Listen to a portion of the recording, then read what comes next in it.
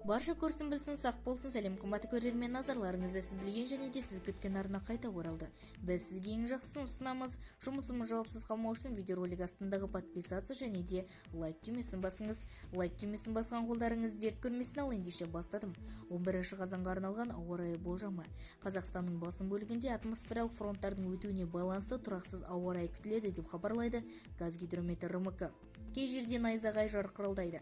Жаңбыр жауады, солтүстік батыста түнде жауын-шашын, жаңбыр, жылбысқы қар, бұршақ жаууы ықтимал. Тек батыста, оңтүстік батыста және де оңтүстікте жауын-шашын, ауа райы сақталады. Кей жерлерде республика бойынша тұман күтіледі, жел күшейеді, түнде солтүстік батыста көктайғақ күтіледі. Күндізі оңтүстік батыста және де оңтүстікте дауыл, шаңды дауыл күтіледі. Солтүстік Қазақстан облысында жел 15-20, кей жерлерінде екпіні 25 метр секундке дейін күшейеді. Кей жерлерде найзағай, тұман күтіледі, бұршақ жаууы ықтимал. Түркістан облысының кей жерінде найзағай, дауыл күтіледі, желдің жылдамдығы 15-20 метр секунд, шаңды дауыл менен күшейеді. Павлодарда таңертең және де күндізі. Ақмола, күндізі Маңғыстау облысының кей жерлерінде желдің жылдамдығы 15-20 метр секундке дейін күшейеді. Маңғыстау облысында шаңды дауыл күтіледі. Жамбыл, Қарағанды, күндізі Алматы облыстарының кей жерінде найзағай күтіледі. Желдің жылдамдығы 15-23 метр секундке дейін күшейеді.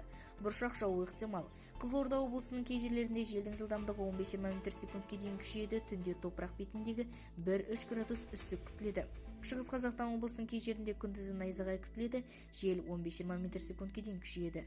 Қостанай облысының кей жерлерінде тұман күтіледі, желдің жылдамдығы 18 метр секундке дейін күшейеді. Түнде және де таңертең көктайғақ күтіледі. Атырау, Ақтөбе, күндізі Батыс Қазақстан облыстарының кей жерінде тұман күтіледі.